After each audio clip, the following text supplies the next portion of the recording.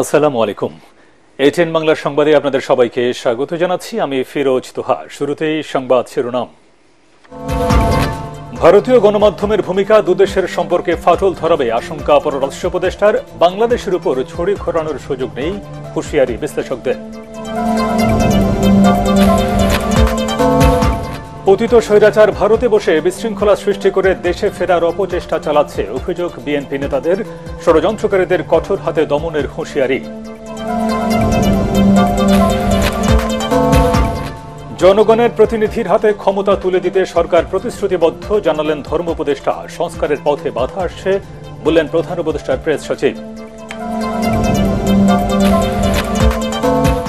ধর্মকে ব্যবহার করে যারা সাম্প্রদায়িক সংঘাত বাঁধাচ্ছে তাদের নিষিদ্ধ চান সার্জিস আলম। গণ অভ্যুত্থানের শহীদ আরও ৫৫ পরিবারকে আর্থিক সহায়তা প্রদান। এবং ১৫ বছরের অর্থনীতির ক্ষতি সহজেই পূরণ হবে না, মন্তব্য অর্থ উপদেষ্টার। আইন শৃঙ্খলার উন্নতি না হলে ব্যবসা চালানো কঠিন, বলছেন ব্যবসায়ীরা।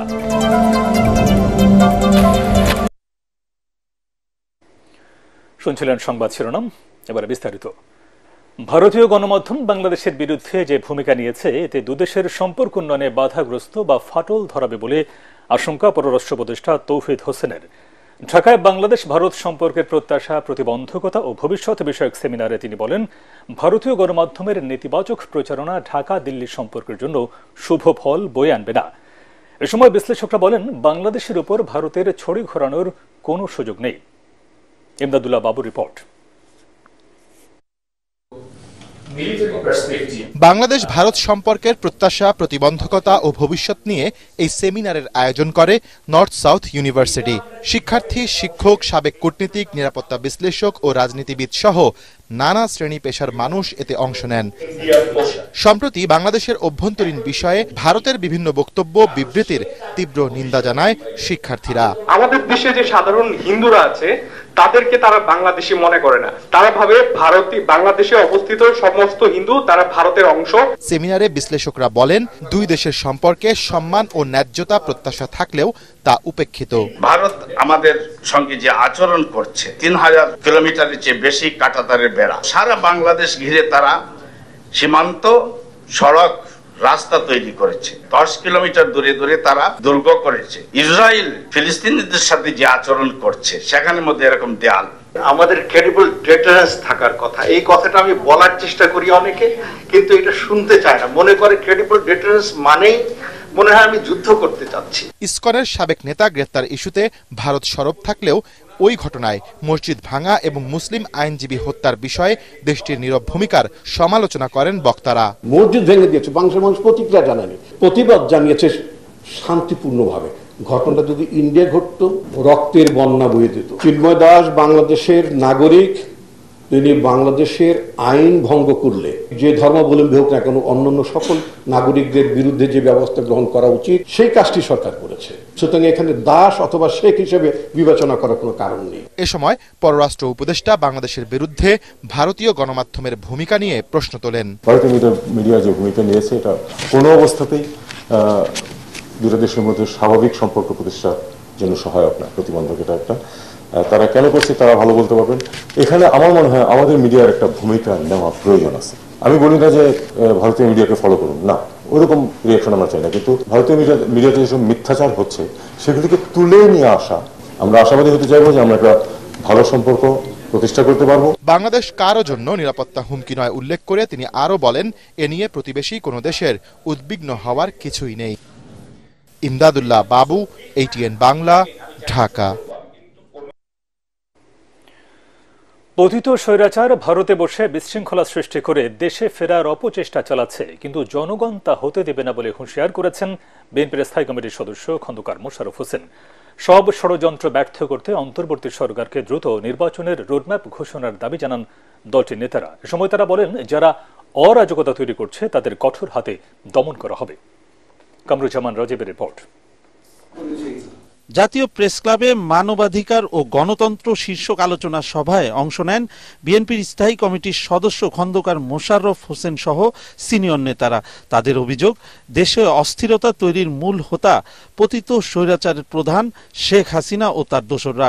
সবাইকে ঐক্যবদ্ধ থেকে তাদের পরাস্ত করতে হবে। এ সময় খন্দকার মোশাররফ বলেন, সব বৈষম্য এ সরকার দূর করতে পারবে না, মূল সংস্কার করবে নির্বাচিত সরকার। সব ষড়যন্ত্রকে ব্যর্থ করতে হলে অন্তর্বর্তী সরকারকে নির্বাচনকেই অগ্রাধিকার দিতে হবে।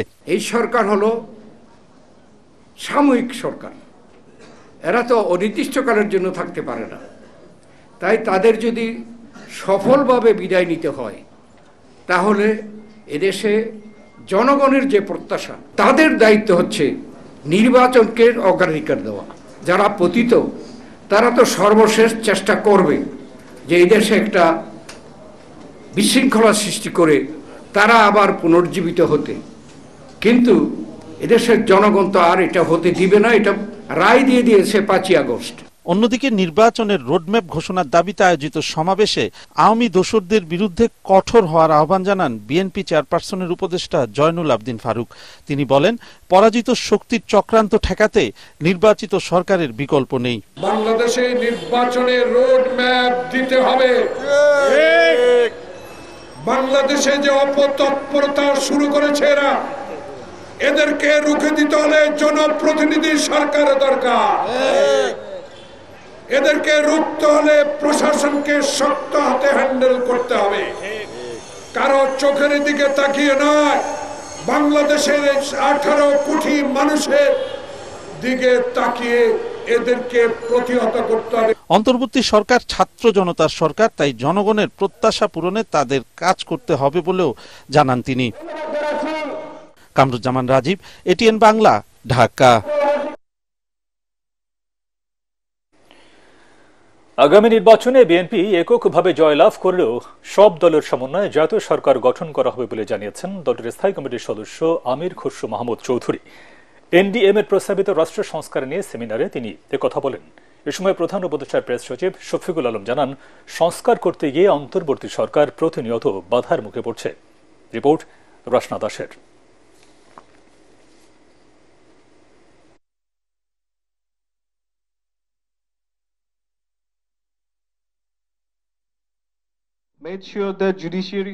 মহাখালীর ব্র্যাক সেন্টারে দেশের সংবিধান, আইন ও বিচার বিভাগ, নির্বাচন কমিশন, শিক্ষা, ব্যবসা, জ্বালানি ও গণমাধ্যম সহ 9টি ক্ষেত্রে সংস্কার প্রস্তাব তুলে ধরেন জাতীয়তাবাদী গণতান্ত্রিক দল। আমাদের দুটো লক্ষ্য ছিল এই রিফর্মগুলোর মাধ্যমে। একটা হলো ফ্যাসিজম যেন আর কখনো না আসে এবং অ্যাকাউন্টেবল ডেমোক্রেসি যেন আমরা তৈরি করতে পারি। এনডিএম এ সময় আওয়ামী লীগ সরকারকে নিষিদ্ধ, পোস্টাল ভোটিং সহ নির্বাচন ব্যবস্থা সংস্কারে বেশ কিছু মতামত তুলে ধরেন আলোচকরা। প্রকৃতপক্ষে যদি জাতীয় ঐক্য এবং সংহতি প্রতিষ্ঠা করতে চান, তাহলে আসুন জাতীয় ঐক্যমতের সরকার, সবার অংশীদারিত্বের সরকার আমরা গঠন করি। আর একটি গণতান্ত্রিক, স্বাধীন এবং সার্বভৌম যে বাংলাদেশের প্রত্যয়ে আমরা গত 16 বছর ধরে আন্দোলন করেছি, সংগ্রাম করেছি, সেই পথযাত্রায় আমরা সঠিক ট্র্যাকে রয়েছি। আমরা অনেক রকম নির্বাচনী ব্যবস্থার কথা শুনছি অংশীদারদের কাছ থেকে। সেমিনারে নির্বাচনের বিষয়ে সরকারের অবস্থান তুলে ধরেন প্রধান উপদেষ্টার প্রেস সচিব। অনেকে বলছেন যে এত আয়োজন, এতটুকু রিফর্মের কি দরকার, আপনারা ইলেকশন দিয়ে চলে যান।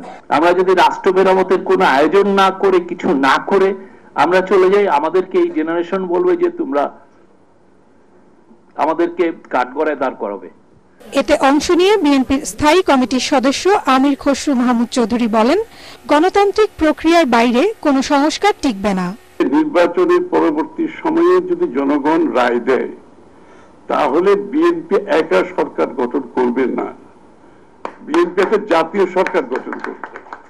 এবং যাদেরকে নিয়ে আমরা 31 দফা করেছি, আমরা সবাই মিলে 31 দফা বাস্তবায়ন করব। সব দলের ঐক্যমতের ভিত্তিতে অন্তর্বর্তী সরকারকে সংস্কার প্রক্রিয়া এগিয়ে নেওয়ার আহ্বান জানান বক্তারা। রাসনা দাস, এটিএন বাংলা, ঢাকা। প্রচলিত সংবিধান অনুসারে জাতীয় নির্বাচন চেয়েছেন রাজনৈতিক দলের নেতারা। অন্তর্বর্তীকালীন সরকারের উদ্দেশ্যে তারা বলেন, নির্বাচন কমিশন সহ প্রয়োজনীয় 2-1টা বিষয়ের সংস্কার এনে নির্বাচিত সরকারের হাতে রাষ্ট্র ক্ষমতা তুলে দেয় এখন সময়ের দাবি। গণফোরামের জাতীয় সম্মেলনে বিভিন্ন দলের নেতারা এসব কথা বলেন। আরো জানাচ্ছেন সৈয়দ রিয়াজ। রাজধানীর ইঞ্জিনিয়ারিং ইনস্টিটিউশনে গণফোরামের ৭ম জাতীয় সম্মেলনে অংশ নেন বিভিন্ন রাজনৈতিক দলের নেতারা। মুক্তিযুদ্ধের চেতনা, গণ আকাঙ্ক্ষাকে ধারণ যারা করে তারাই আসলে এইবারের গণ অভ্যুত্থানের চেতনা বাস্তবায়নের ক্ষমতা রাখে। এ সময় তারা বলেন, জাতীয় ঐক্যে যে ফাটল ধরেছে তা বন্ধ করে অন্তর্বর্তী সরকারকে নির্বাচনের পথে এগিয়ে যেতে হবে। মেহরবানি করে আলাপ আলোচনা করেন, বোঝাপড়া তৈরি করেন। অভ্যুত্থানের সাফল্যকে অর্জনকে আমরা রক্ষা করতে চাই। কোন যদি হঠকারিতা করেন, শহীদের রক্ত এখনো কিন্তু রাজপথ থেকে শুকায় নাই। শহীদরা আপনাদেরকে ক্ষমা করবে না। নির্বাচনী সংস্কার করেন, দ্রুততম সময়ে প্রশাসন এবং আইন শৃঙ্খলা বাহিনীর সংস্কার করেন, আর অন্যান্য সংস্কার রাজনৈতিক সরকারের জন্য রেখে দেন। সংবিধান নিয়ে বেশি ঘাটাঘাটি করবেন না। সংবিধান সংস্কার রাজনৈতিক দল করবে, তাদের উপর ছেড়ে দেন। রাষ্ট্র সংস্কার চলমান প্রক্রিয়া জানিয়ে নেতারা বলেন, এটা একদিনের বা এক সরকারের কাজ নয়। যারা বলে যে আমরা চলে গেলে আর সংস্কার হবে না, আমি বলতে চাই তারাও জনগণের শক্তিতে বিশ্বাস করে না। জনগণের উপরে যদি আস্থা থাকতো তাহলে জনগণের মত প্রকাশের অধিকার এবং সুযোগ সেইটাকে নিশ্চিত করে সংস্কারের দায়িত্ব তাদের হাতে দিয়ে দেওয়ার একটা পার্মানেন্ট সিস্টেম এই দেশে যাতে চালু হয় সেইটার চেষ্টা করতে। এবার যেন যে ঐক্য আমরা গড়ে তুলতে পেরেছি, এটাকে আমরা সুসংগত করে আমাদের যে ঘোষিত লক্ষ্যগুলো আমরা যেন অর্জন করতে পারি। আওয়ামী লীগের দলীয় কর্মকাণ্ড বাতিলের নামে মুক্তিযুদ্ধের উপর হস্তক্ষেপ জনগণ কোনোভাবে মেনে নেবে না বলেও মন্তব্য করেন নেতারা। সৈয়দ রিয়াজ, এটিএন বাংলা, ঢাকা। যত দ্রুত সম্ভব অন্তর্বর্তী সরকার নির্বাচনের আয়োজন করবে বলে জানিয়েছেন ধর্ম উপদেষ্টা ডক্টর আ.ফ.ম. খালিদ হোসেন। তিনি বলেন, নির্বাচন কমিশন গঠন শেষে ভোটের জন্য প্রয়োজনীয় সব কাজ এগিয়ে নেওয়া হচ্ছে। রাজধানী ডিপ্লোমা ইঞ্জিনিয়ার্স ইনস্টিটিউশনে বাউফল ফাউন্ডেশনের সংবর্ধনা অনুষ্ঠানে উপদেষ্টা বলেন, হজের খরচ আরও কমানোর চেষ্টা করছে সরকার। রিপোর্ট আদ্দিন সজীবের। জুলাই গণ অভ্যুত্থানের পর অন্তর্বর্তী সরকার রাষ্ট্র সংস্কারে গুরুত্ব দেয় প্রশ্ন ওঠে, কতদিনে জনগণের প্রতিনিধির হাতে ক্ষমতা তুলে দেবে সরকার। তবে ভোটের পথে যে এগোচ্ছে দেশ তা স্পষ্ট হয় 3 মাসে সার্চ কমিটি আর 3.5 মাসে নির্বাচন কমিশন গঠনের পরই। প্রধান উপদেষ্টা মহোদয় যে তারিখ ঘোষণা করবেন সেই তারিখে আগামী নির্বাচন অনুষ্ঠিত হবে। ধর্ম উপদেষ্টা জানালেন, আগামীতে যারা দেশ পরিচালনা করবেন তাদের পথ সুগম করতে যত দ্রুত সম্ভব নির্বাচন দিবে সরকার। পলিটিক্যাল কালচার আমরা হারিয়ে ফেলেছিলাম, আমরা এটাকে ফিরিয়ে আনতে চাই। জনগণ তার পছন্দের প্রার্থীকে ভোট দিয়ে যাদেরকে নির্বাচিত করবেন, যারা ম্যান্ডেট পাবেন, আমরা তাদের হাতে ক্ষমতা হস্তান্তর করব। আমরা ক্ষমতা ধরে রাখতে আসি নাই, আমরা আগামী দিনে যারা আসবেন রাষ্ট্র চালাবেন তাদের জন্য পথ সুগম করতে এসেছি। ল অ্যান্ড অর্ডার প্রতিষ্ঠিত হতে হয়, না হলে নির্বাচন দেওয়া যাবে না। এগুলো করে as early as possible। Bauphal ফাউন্ডেশনের আয়োজনে চট্টগ্রামে শহীদ আইনজীবী সাইফুল ইসলামের পরিবারকে 1 কোটি টাকা সহায়তা দেওয়ার আশ্বাস দিয়ে তিনি বলেন, হত্যাকারীদের ছাড় দেয়া হবে না। অপরাধী যারা তাদের ছাড় দেওয়া হবে না। একটা চক্র চেয়েছিল একটা সহিংসতা, দাঙ্গা হাঙ্গামা তৈরি করার জন্য, কিন্তু আপনারা ধৈর্যের পরিচয় দিয়েছেন। হজের জন্য যতটা সম্ভব খরচ কমানো হয়েছে জানিয়ে ধর্ম উপদেষ্টা বলেন, হজযাত্রা আরো সহজ করতে চেষ্টায় আছে সরকার। কোন এজেন্সি অথবা গভর্নমেন্টের ব্যবস্থাপনা যারা হজে যাবেন তারা যদি কষ্ট পান, অব্যবস্থার শিকার হন, আমাদেরকে জানালে আমরা আইনানুগ বিধিমতো তাদের বিরুদ্ধে ব্যবস্থা নেব। আদ্দিন সজীব, এটিএন বাংলা, ঢাকা। ধর্মকে ব্যবহার করে যারা সাম্প্রদায়িক সংঘাত, অস্থিতিশীল পরিবেশ সৃষ্টির পায়তারা করছে তাদের নিষিদ্ধের দাবি জানিয়েছেন জুলাই শহীদ স্মৃতি ফাউন্ডেশনের সাধারণ সম্পাদক সাজ্জিস আলম। ময়মনসিংহে ছাত্র জনতার গণ অভ্যুত্থানের শহীদ পরিবারকে আর্থিক সহায়তা প্রদান অনুষ্ঠানে তিনি বলেন, নতুন বাংলাদেশে এখনও চক্রান্ত থেমে নেই। ছাত্র জনতার আন্দোলন কোনোভাবে ব্যর্থ হলে গণহত্যাকারী শেখ হাসিনা কারো অস্তিত্ব রাখবে না বলেও আশঙ্কা তার। ময়মনসিংহ প্রতিনিধি শাহ আলম উজ্জ্বলের রিপোর্ট, জানাচ্ছেন মাজহারুল হক মুহাজির। জুলাই শহীদ স্মৃতি ফাউন্ডেশনের নিয়মিত কার্যক্রমের অংশ হিসেবে এবার সার্জিস স্নিগ্ধদের যাত্রা ময়মনসিংহে। নগরীর টাউন হলের তারেক স্মৃতি মিলনায়তনে আয়োজিত অনুষ্ঠানে তাদের দেখতে ঢল নামে সর্বস্তরের মানুষের। এ সময় যে স্বপ্ন ও আকাঙ্ক্ষা নিয়ে ছাত্র জনতার অভ্যুত্থান সংগঠিত হয়েছে তাকে রক্ষার দায়িত্ব সবার বলে মন্তব্য করেন জুলাই শহীদ স্মৃতি ফাউন্ডেশনের সাধারণ সম্পাদক সার্জিস আলম। খুনি হাসিনা এবং তার দোসররা সব দিক দিয়ে চেষ্টা করছে আমরা যেন সফল না হই, এবং কোনোভাবে যদি আমরা ব্যর্থ হই, আমরা যারা এখানে রয়েছি কারোরই অস্তিত্ব খুনি হাসিনা রাখবে না। ওই 5ই আগস্টের আগে যেমন এমন অনেক শহীদ পরিবার রয়েছে ঠিকমতো দাফন করতে দেওয়া হয় নাই, বাড়িতে থাকতে দেওয়া হয় নাই, থানায় হয়রানি করা হয়েছে, আবার যদি খুনি হাসিনা দোসররা আসে একই কাজ করা হবে। সাংবাদিকদের প্রশ্নের জবাবে ধর্ম নিয়ে কাউকে বাড়াবাড়ি না করার তাগিদ জুলাই আন্দোলনের অন্যতম এই নেতার। ধর্মকে ব্যবহার করে যদি যে কোনো ধরনের উগ্র সাম্প্রদায়িক কার্যকলাপে লিপ্ত হয়, সেটা ইসকনের মতো কোনো উগ্রবাদী সংগঠন হোক বা অন্য যে কোনো সংগঠন হোক, যে কোনো ধর্মের হোক, তাদের বিরুদ্ধে আমাদের অবস্থান সবসময় সোচ্চার থাকবে। এবং আমরা চাই এরকম উগ্রবাদী যে সংগঠনগুলো রয়েছে যারা ধর্মকে ব্যবহার করে মানুষের ভিতরে এরকম সাম্প্রদায়িক সংঘাত ঘটাতে চায় এবং দেশে একটি অস্থিতিশীল পরিবেশ তৈরি করতে চায়, সে সকল উগ্রবাদী সংগঠনকে যেন নিষিদ্ধ করা হয়। অনুষ্ঠানে জুলাই শহীদ স্মৃতি ফাউন্ডেশনের পক্ষ থেকে ময়মনসিংহ বিভাগের 55 জন শহীদ পরিবারকে আর্থিক সহায়তা দেয়া হয়। আসহারুল হক মুহাজির, এটিএন বাংলা। 15 বছরে দেশে যে লুটপাট হয়েছে তার প্রভাবে অর্থনীতির ক্ষত সহজেই শুকাবে না, তবে আগামীতে যেন আর অর্থ পাচার না হয় তা নিশ্চিত করা হবে বলে জানিয়েছেন অর্থ উপদেষ্টা সালেহ উদ্দিন আহমেদ। রাজধানীর একটি হোটেলে ঢাকা চেম্বার আয়োজিত বাণিজ্য সম্মেলনে তিনি এসব কথা বলেন। এ সময় ব্যবসায়ী ও উদ্যোক্তারা জানান, জ্বালানি সংকট এবং আইন শৃঙ্খলা পরিস্থিতির উন্নতি না হলে ব্যবসা চালানো সম্ভব নয়। শরফুল আলমের রিপোর্ট। অন্তর্বর্তীকালীন সরকার দায়িত্ব নেওয়ার পর থেকেই নানা দাবিতে রাস্তায় বিভিন্ন মহল ও গোষ্ঠী। এসব আন্দোলন থেকে সহিংসতায় ভাঙচুর করা হচ্ছে সরকারি বেসরকারি স্থাপনা, আক্রান্ত হচ্ছে শিল্প কলকারখানাও। এসব কারণে অর্থনীতি ঘুরে দাঁড়ানোর চেষ্টাতে বাধা হয়ে দাঁড়াচ্ছে আইন শৃঙ্খলা পরিস্থিতি ও গ্যাস বিদ্যুতের জ্বালানি সংকট। এমন পরিস্থিতিতে বাণিজ্য সম্মেলনের আয়োজন করে ঢাকা চেম্বার। সেখানে উঠে আসে ব্যবসায়িক নানা প্রতিবন্ধকতার কথা। মাহমুদ দেদিনের ডিএমডি রাফিকে কিভাবে ব্রুটালি তাকে মারা হয়েছে। আমাদের প্রায়োরিটির মধ্যে সবচেয়ে বড় প্রায়োরিটি হচ্ছে এই মুহূর্তে যদি নাম্বার 1 হচ্ছে ল এন্ড অর্ডার সিচুয়েশনটাকে জিরো টলারেন্সের মধ্যে নিয়ে আসা। End of the day, if the economy is to move, unless there is energy supply, it will not happen. If you depress your net energy supply, what are our industrial facilities going to run on? So that's a very critical component for us. Rightly, এটাকে একটা soft target হিসেবে নিয়ে একটা নৈরাজ্য তৈরি করছে, but I'm sure you can see a successive improvement of situations, and going forward, I assure you that you will see better situations. উন্নয়নের নামে দুর্নীতিতে জর্জরিত অর্থনীতির উপর নির্ভর করে 2026 সালে স্বল্পোন্নত দেশের তালিকা থেকে বের হওয়া কঠিন হবে কিনা তা আরেকবার ভেবে দেখার তাগিদ দিয়েছেন বিনিয়োগকারীরা।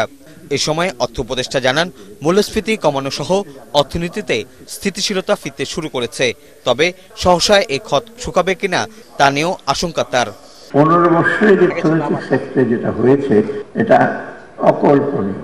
এখন যদি আপনারা বলেন 3-4 মাসে এসে চিফ অ্যাডভাইজার সারাদিন সাহেব সব করে দেবে, দিস ইজ একটু এক্সপেকটেশনটা একটু লফটি, কিন্তু আমি বলবো এখন মোটামুটি কিন্তু একটু স্টেবিলিটি আসছে।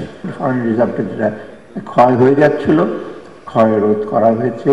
ব্যাংক ঋণের সুদ হার বাড়বে না বলেও ব্যবসায়ীদের আশ্বস্ত করেন উপদেষ্টারা। শরফুল আলম, এটিএন বাংলা, ঢাকা। আল আরাফা ইসলামী ব্যাংক, অর্থ সংবাদ।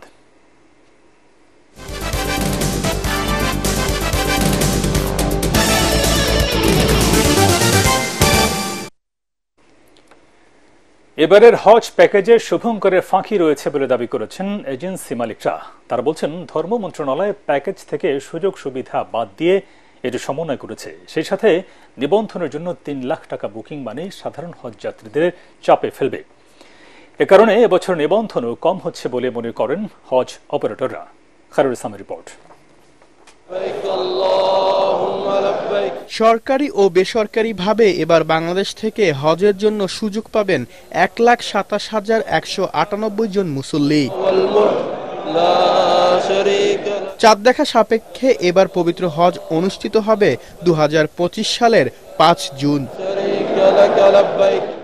গত 30 অক্টোবর হজ প্যাকেজ ঘোষণা করে ধর্ম মন্ত্রণালয়।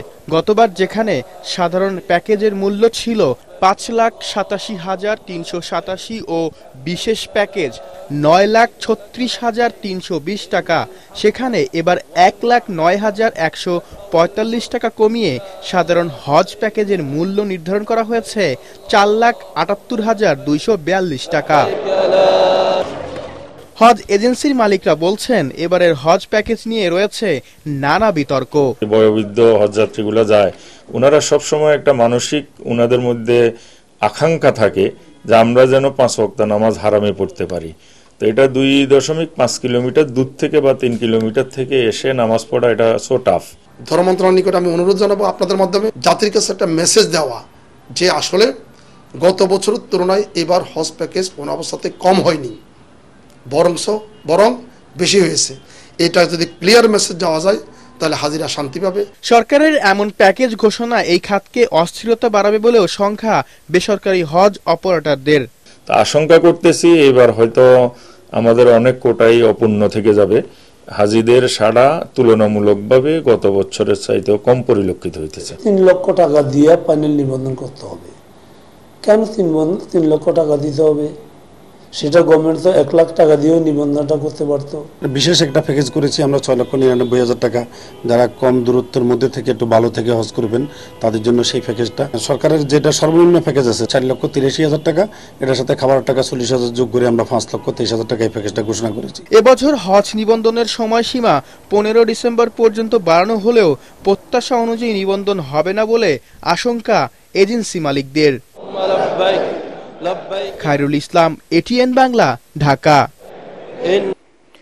দেশের অন্যতম ইলেকট্রিক্যাল ও ইলেকট্রনিক্স ব্র্যান্ড ওয়ালটনের ব্র্যান্ড অ্যাম্বাসেডর হিসেবে যুক্ত হলেন চিত্রনায়ক সিয়াম আহমেদ। রাজধানীতে ওয়ালটন কর্পোরেট অফিসে সিয়ামের সাথে চুক্তিতে ওয়ালটন হাইটেক ইন্ডাস্ট্রিজ পিএলসির পক্ষে সই করেন চিত্রনায়ক এবং ওয়ালটনের senior executive director Amin Khan. এ সময় ওয়ালটন হাইটেকের additional managing director Ifari Jowana, business coordinator to chairman Abdullah Al Mamun, deputy chief marketing officer Jobe Ahmed, Walton কেবলসের chief business officer Raju Ahmed, Walton electric সলিউশনের CEO Omar Faruk, head of sales Dhaka দক্ষিণের সিরাজুল ইসলাম এবং ঢাকা উত্তরের Mezba ul Bari, product manager Hasibul Haque, cables branding এর রুবেল মিয়া উপস্থিত ছিলেন। এবারে পার্টেক্স খেলার খবর।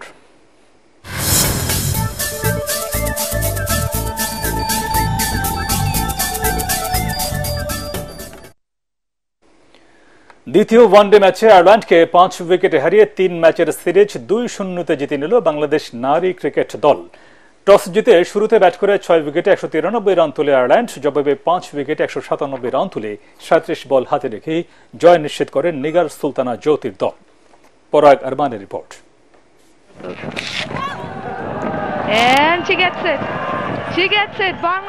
টানা 2 জয়ে 1 ম্যাচ হাতে রেখে সিরিজ জিতল বাংলাদেশ নারী ক্রিকেট দল। ধারাবাহিক ভালো পারফরমেন্সে জয় পাওয়ায় টাইগ্রেসদের আত্মবিশ্বাস বাড়িয়েছে অনেকটা। তাতে মঙ্গলবার আইরিশদের হোয়াইট ওয়াশ করার লক্ষ্যে মাঠে নামবে বাংলাদেশ নারী ক্রিকেট দল। চিরচেনা মিরপুর শেরেবাংলা স্টেডিয়ামে 194 রানের টার্গেটে নেমে দলের 15 রানেই সাজ করে মুর্শিদা। শুরুর ধাক্কা সামলে ফারজানা হক ও শারমিন সুপ্তা 85 রানের জুটি গড়ে জয়ের পথটা অনেকটা সহজ করে দেন। দলের 100 রানে সাজ করে ফেরার আগে ফারজানা 89 বলে করেন 50 রান। এরপর শারমিন সুপ্তা ও সুবহানা মুস্তারি দ্রুত আউট হলে কিছুটা চাপে পড়ে বাংলাদেশের নারীরা। কিন্তু আগ্রাসী ব্যাটিং এ অধিনায়ক নিগার সুলতানা জ্যোতি 39 বলে 40 রান করে টাইগ্রেসদের জয়টা হাতের নাগালে আনেন। আর শেষ কাজটুকু করেন স্বর্ণা আক্তার ও ফাহিমা খাতুন।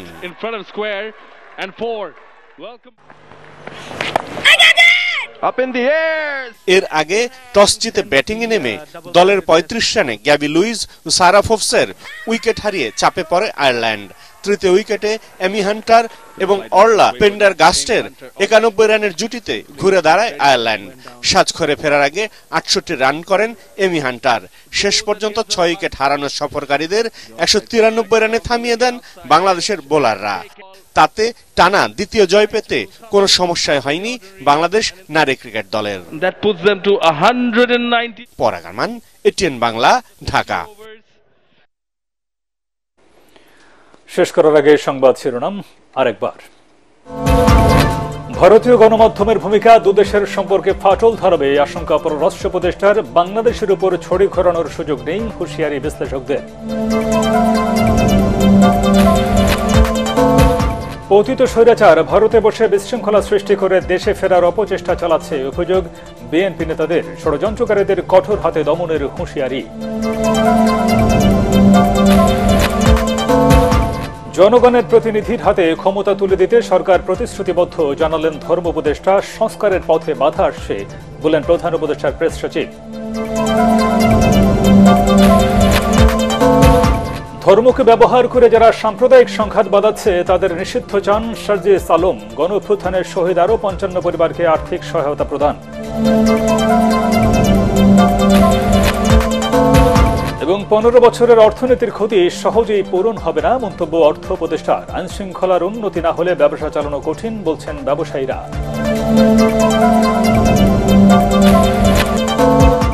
পরবর্তী সংবাদ দেখার আমন্ত্রণ জানিয়ে এখনকার মতো শেষ করছি।